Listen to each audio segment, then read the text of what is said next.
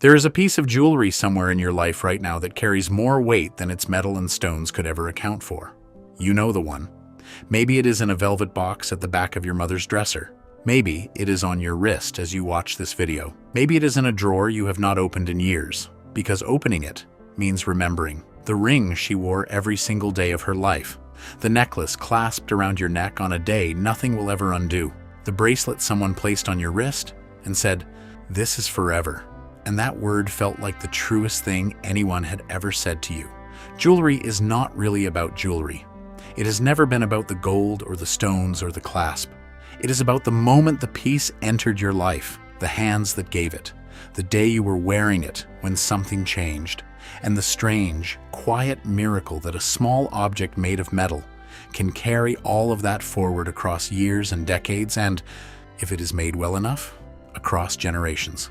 That is why the quality of what you buy matters more than most people admit, because cheap jewelry does not carry your story.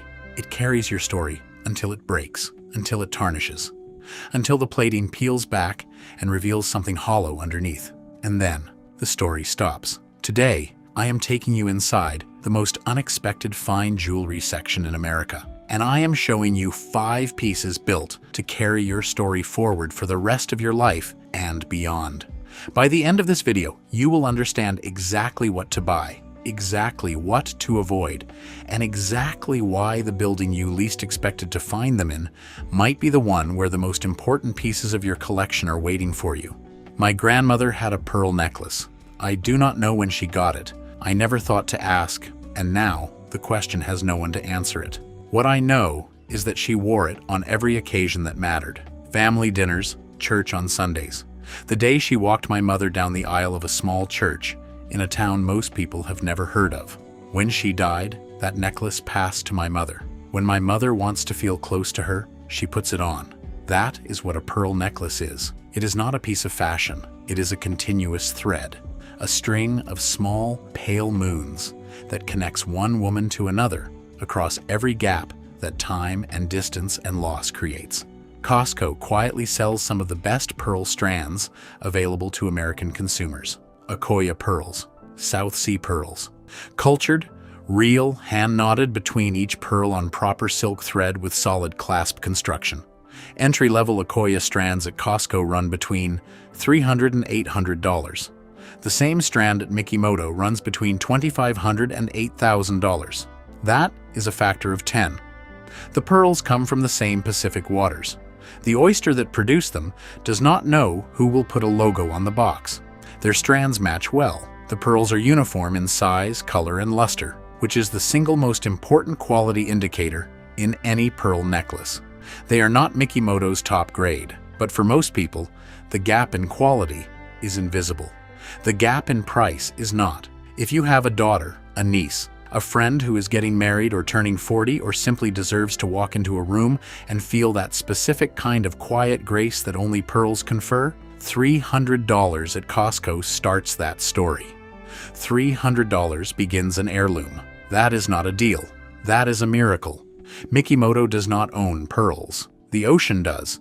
And the ocean did not spare its best work for one logo. There is a specific feeling you get when you hold a piece of real gold. It is not visual. It is physical. The weight of it in your palm is different from everything else. It is heavier than it looks, denser, more present. It communicates something that no price tag and no marketing language can communicate, which is this. This is real. This will last. This will still be here when you are gone. A solid 14-karat gold chain at Costco runs between $300 and $600 depending on weight and length. The exact same chain at K Jewelers runs between $800 and $1,500. At Zales, the same story. The chain is the chain. The gold is the gold. Gold does not care whose logo is on the clasp. Here is the emotional truth about solid gold that I want you to hold for a moment. Real gold does not wear off. It scratches, yes, but scratches on real gold are not damage. They are history. Every scratch is a day the chain was worn. Over decades of wear, solid gold develops what jewelers call a patina, a soft, warm glow created by the accumulated surface marks of daily use. You cannot manufacture patina. You cannot apply it in a factory. You have to live it into the metal. Plated chains cannot develop patina. What they develop is failure. The plating wears through in patches. The base metal underneath oxidizes. The piece that looked like something on day one looks like nothing by year two. When you give someone a solid gold chain, you are giving them something that will carry the visible evidence of their life in its surface. Every day they wore it is in the gold. That is not a gift. That is a document of a life. Every woman I have ever known who owns a pair of diamond studs remembers the moment she got them. Not approximately, exactly. The occasion, the person, the way the box felt when she opened it, the way the light hit the stones when she first put them in. A first pair of real diamond earrings is not a gift in the ordinary sense.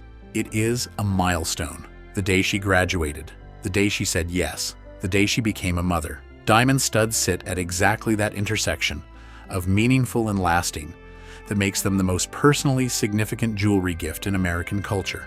A pair of 1 carat total weight diamond stud earrings at Costco runs between $1,200 and $2,500.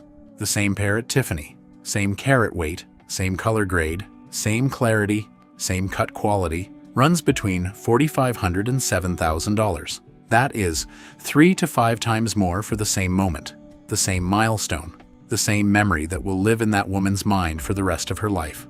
The stones at Costco are GIA certified. The Gemological Institute of America is the most trusted independent diamond grading body in the world. Their certificate evaluates cut, color, clarity, and carat weight. It is the standard by which professional jewelers, insurance appraisers, and estate buyers evaluate diamonds worldwide. A GIA certified diamond from Costco is the same stone, carrying the same certification as a GIA certified diamond from Fifth Avenue. The address of the store changes. The diamond does not. Think about the morning after you give them, the quiet moment when she is just looking at them in ordinary light. Not the emotion of receiving them, but the private satisfaction of knowing they are real and they are hers, and they are going to be hers for the rest of her life. That morning is the same, regardless of what building the stones came from. The only thing that changes is how long it takes you to recover from buying them. The diamond tennis bracelet has a history most people do not know, and it begins with a broken clasp and a moment of choice. In 1987, Chris Evert, one of the greatest tennis players who ever lived, was competing at the US Open when her diamond line bracelet snapped open and fell onto the court. She stopped the match. She asked the officials to halt play until the bracelet was recovered. They did not resume until it was found. From that moment, the line bracelet with diamonds running continuously around the circumference became the tennis bracelet, named not for the sport, but for the act, for the decision to stop everything for something irreplaceable. That story lives inside every tennis bracelet that has existed since. Costco sells diamond tennis bracelets starting around $2,000 for solid gold settings with real diamonds running continuously around the band. The same bracelet at Zales starts around $5,000. At Jared, it climbs past $7,000. The diamonds at Costco are real. The gold is real, and the construction on many Costco tennis bracelets is actually superior to mall chain versions because the prongs tend to be heavier, which means the stones are more secure, which means the bracelet is more likely to survive contact with an actual wrist living an actual life. A tennis bracelet lives against your pulse. It catches light every time you move your hand. It has been on your skin through every ordinary Tuesday and every extraordinary Saturday. For some women, it is the piece they never take off, and a piece you never take off needs to be built to survive that. There is a moment I want you to imagine, not the proposal, though that moment matters enormously, the morning after. When she wakes up and the light is coming through the window and she holds her hand up and looks at the ring for the first time in ordinary light, without the nerves and the surprise and the overwhelming emotion of the night before. She is just looking at it. That ring is going to be on her hand through everything, through the good years and the hard years, through children born and parents lost, and all the seasons of a shared life that cannot be planned or predicted. It will be the thing people look at when she gestures in conversation, the physical evidence of a promise made on one night that she will spend the rest of her life living up to and being glad for. A 1-carat round, brilliant diamond engagement ring at Costco, GIA certified, set in solid platinum or 18-karat gold, runs between $5,000 and $8,000. The exact same stone at K Jewelers runs between $10,000 and $20,000. At Tiffany, it climbs past $15,000, sometimes past $30,000. The diamond is the diamond. The certificate is the certificate. What multiplies the price at a traditional retailer is the cost structure above the ring, not inside it. Here is what serious buyers do, and it changes everything. You find your diamond at Costco or through a GIA certified online retailer. You buy the stone. You take it to a local independent jeweler, the kind of craftsperson who knows your name and whose workshop you can visit, who will still be there in 10 years to tighten prongs and polish the band. You have them reset the stone in exactly the setting she wants. You get the stone at the honest price and the setting made by human hands for a specific pair of hands. That ring is not a compromise. It is the best of everything. On the morning she holds her hand up to the light, she will not know what building the diamond came from. She will only know that it is beautiful and that you chose it for her, and that the light moving through it looks like something that was always meant to be there. Here is what I want you to take from this video. Not a shopping list, not a price comparison, something deeper than either of those. The reason any piece of jewelry matters is not the metal. It is the story the metal carries forward. A pearl necklace is not beautiful because of its luster. It is beautiful because of every woman who wore one before you, and the specific gravity of the moment yours was clasped around your neck for the first time. A gold chain is not valuable because of its spot price. It is valuable because it will still be gold when everything around it has changed.